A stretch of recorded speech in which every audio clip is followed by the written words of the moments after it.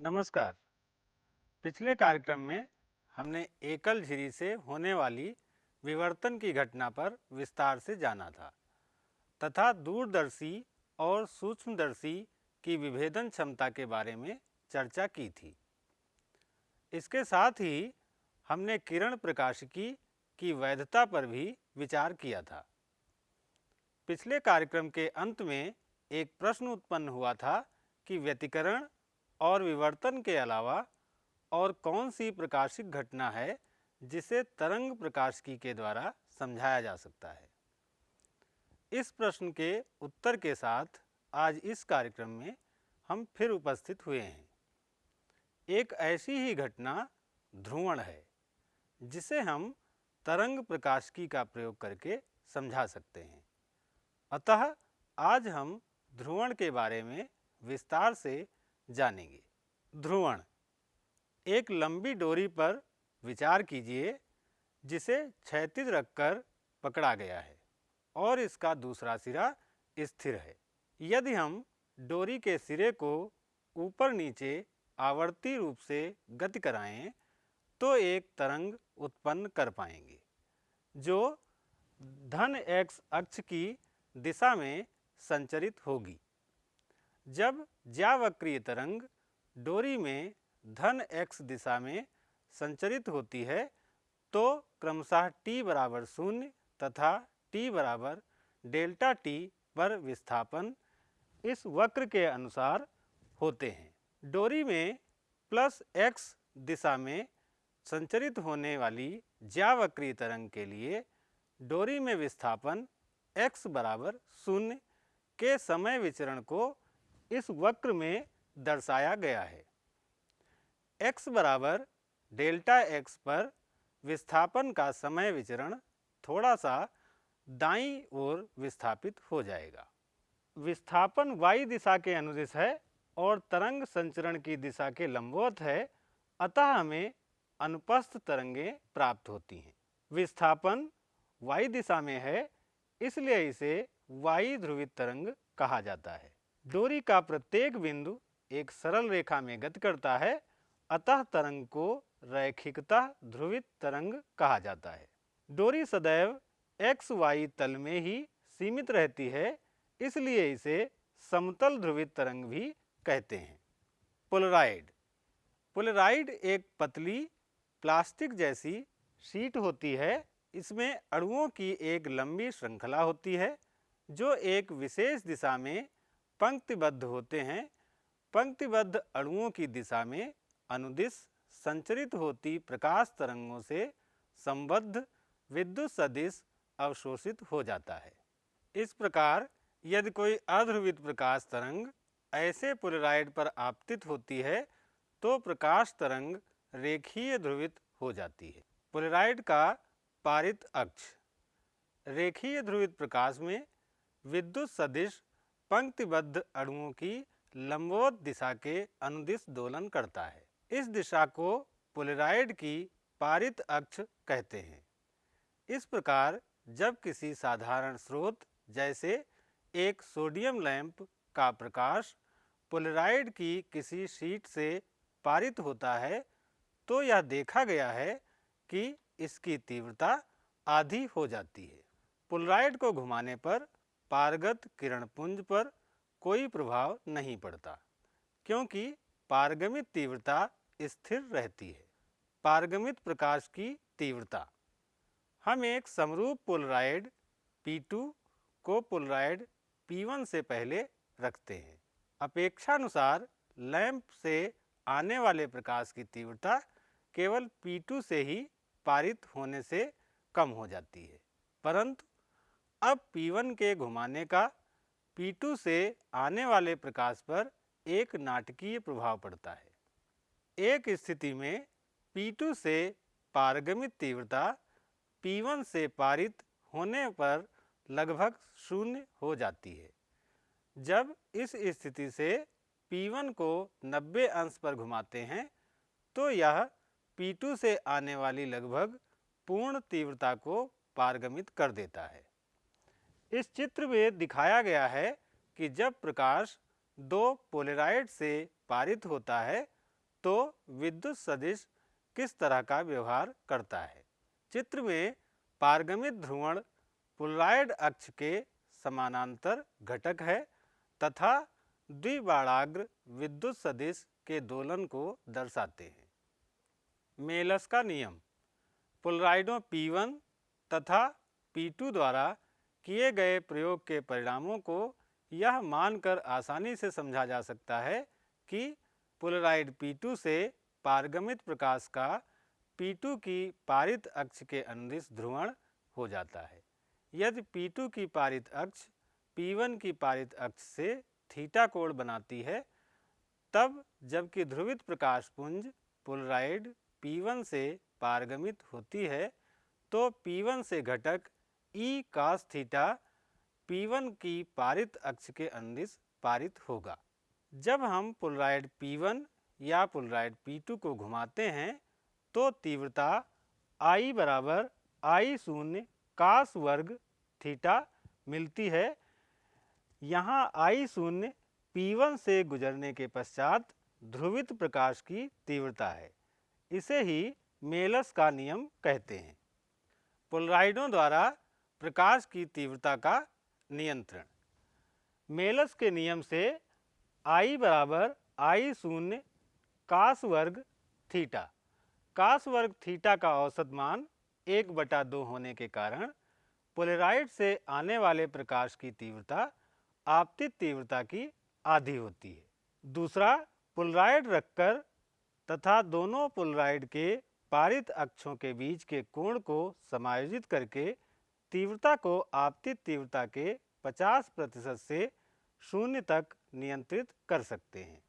Polaroid के उपयोग।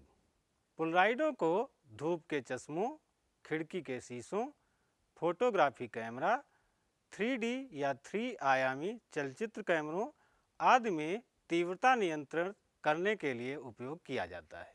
अब तक हम यह जान चुके हैं कि प्रकाश जब किसी पोलराइड से होकर गुजरता है तो ध्रुवित हो जाता है।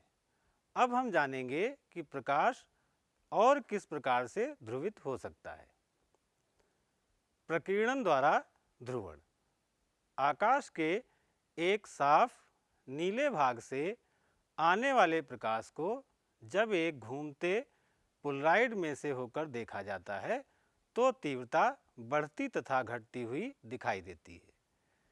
यह और कुछ नहीं बल्कि सूर्य से आने वाला वह प्रकाश है जिसने पृथ्वी के वायुमंडल के अणुओं से टकराकर प्रकीर्णन के कारण अपनी दिशा बदल दी है। चित्र में आपतित सूर्य का प्रकाश अध्रुवित है। बिंदुओं के द्वारा चित्र के तल के लंबवत ध्रुवण को दर्शाया गया है। द्विशीर्ष बाण चित्र के तल में ध्रुवण को दर्शाते हैं। आपतित तरंग के विद्युत क्षेत्र के प्रभाव में अणुओं में इलेक्ट्रॉन इन दोनों दिशाओं में गति ग्रहण कर लेते हैं। इस चित्र में सूर्य की दिशा के 90 अंश पर देखते हुए एक प्रेक्षक को दर्शाया गया है।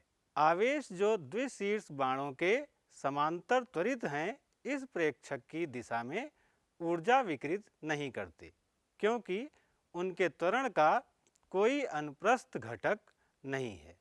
अणु के द्वारा प्रकीर्णित विकिरण को इसलिए बिंदुओं से प्रस्तुत किया गया है। यह चित्र तल के लंबवित ध्रुवित है। इससे आकाश से प्रकीर्णित प्रकाश के ध्रुवण की व्याख्या होती है।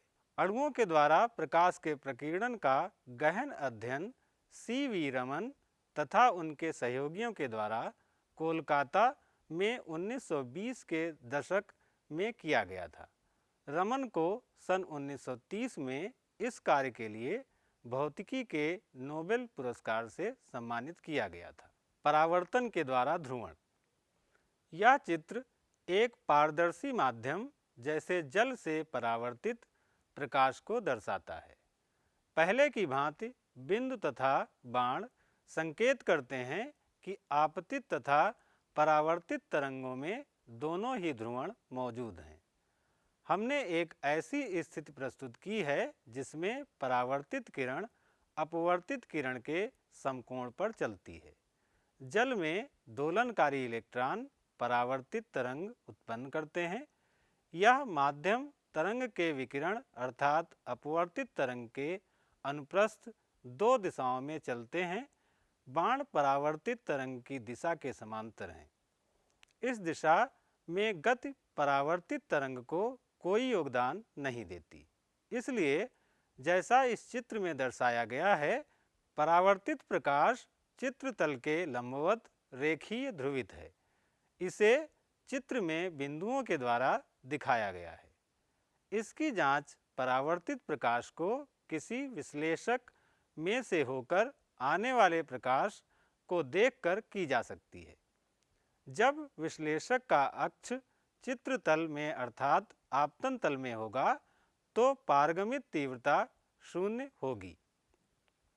दो पारदर्शी माध्यमों की सीमा पर जब कोई अध्रुवित प्रकाश आपतित होता है, तब यदि अपवर्तित तथा परावर्तित किरणें एक दूसरे के बीच समकोण बनाती हैं तो परावर्तित प्रकाश पूर्णतः ध्रुवित होता है तथा इसका विद्युत सदिश आपतन तल के लंबवत होता है।